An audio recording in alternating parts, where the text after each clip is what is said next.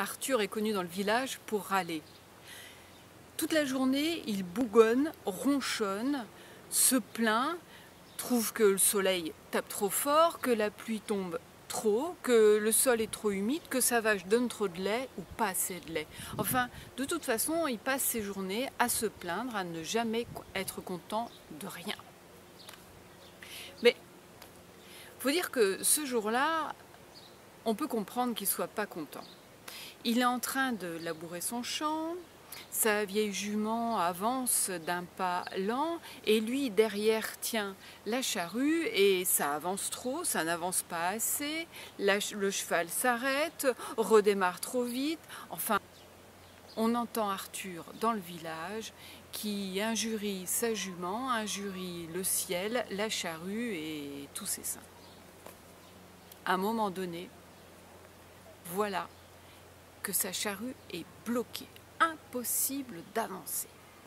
Arthur dételle le cheval, regarde ce qu'il y a au pied du soc, et là, effectivement, quelque chose empêche le soc d'avancer plus loin. Il commence à creuser un petit peu, de plus en plus, et finit par déterrer un tonneau qui était là, enterré dans son champ. En regardant le tonneau, il se dit qu'il a l'air pas mal ce tonneau finalement, il n'est pas abîmé, ce serait un peu dommage de ne pas le récupérer. Alors il le ramène chez lui. Quand Jeanne, sa femme, le voit revenir avec ce tonneau, elle lui dit « Mais qu'est-ce que tu me ramènes encore? Mais tu crois pas qu'on a assez de mérins comme ça dans la maison? Qu'est-ce que tu veux que je fasse de ça? Tu es en train de mettre plein de terre sur ma dalle, tu es en train de tout me salir, mais c'est pas possible. Mais qu'est-ce que c'est que ce tonneau ?»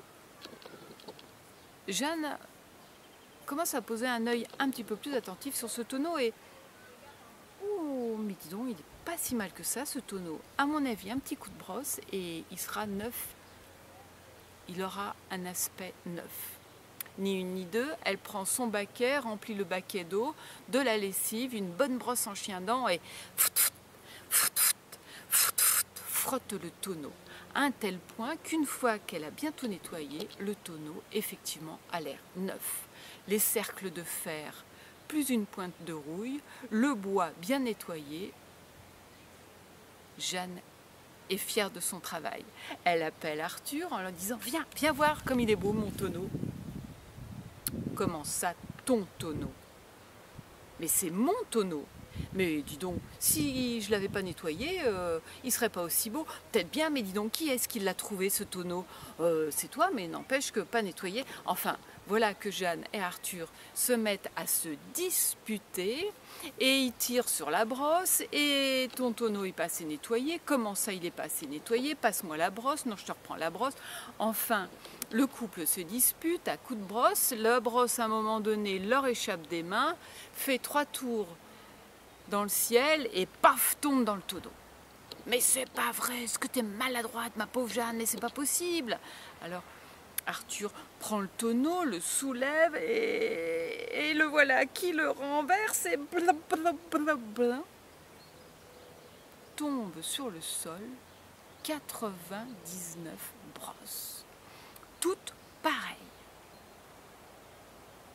Quand Jeanne voit ça, elle n'a qu'une idée en tête. Demain, c'est mardi, jour de marché à Bréal. Je vais toutes les mettre dans un panier, je vais vendre ça et je suis sûre que je vais bien en tirer 3 sous. Effectivement, le lendemain matin, elle attelle la jument, met son panier de brosses sur la charrette et part au marché.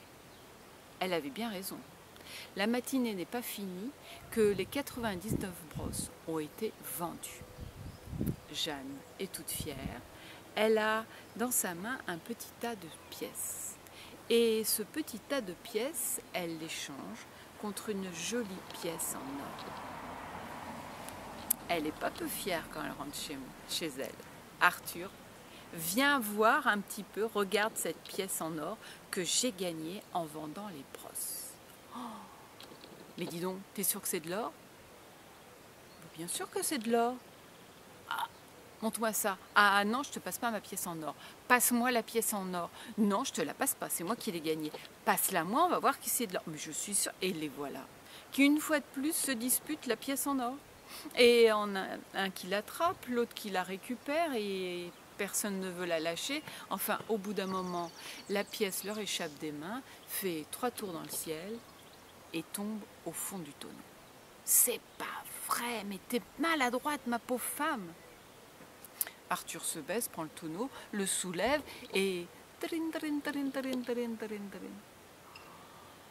99 pièces en or roulent sur le sol. Eh bien là, Arthur et Jeanne commencent à réfléchir à ce qu'ils pourraient faire avec ce tonneau. Si on fait tomber chacune des 99 pièces au fond du tonneau, l'une après l'autre, qu'on renverse à chaque fois le tonneau, on aura donc 99 pièces, et 99 fois 99, ça fait combien? Est-ce que vous pourriez répondre à ça? Non. Eh bien en fait, Arthur et Jeanne ne savent pas. Mais ils se disent que c'est pas un problème. Ils feront des petites tasses, des petits tas dans la pièce et au bout d'un moment, ils feront les comptes.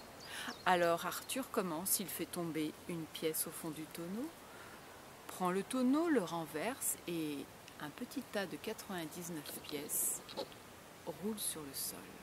Une deuxième pièce, le tonneau, un tas, troisième pièce et ainsi de suite. Et au bout d'un moment, Arthur a mal au dos. Alors c'est Jeanne qui prend le relais. Et elle met une pièce, soulève le tonneau, fait rouler et encore. Au bout d'un moment, la pièce est remplie de tas de pièces en or.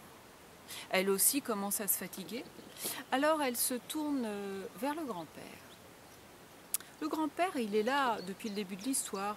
Lui, il a travaillé toute sa vie au champ. Il a pris sa retraite.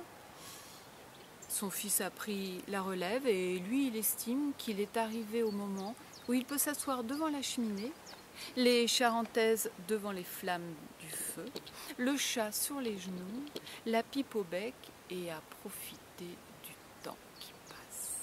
Mais quand sa belle-sœur l'appelle comme ça, il file dougne, il se lève doucement, doucement parce qu'il a attrapé mal au dos. Il se lève, il s'approche du tonneau, prend une pièce, mais fait tomber la pièce au fond du tonneau, se baisse pour soulever le tonneau, mais il a beau essayer d'un côté ou de l'autre, il n'y arrive pas, c'est trop lourd. Mais qu'à cela ne tienne, il se baisse au-dessus du tonneau en se disant qu'il suffit juste qu'il racle au fond les pièces et les sortent du tonneau.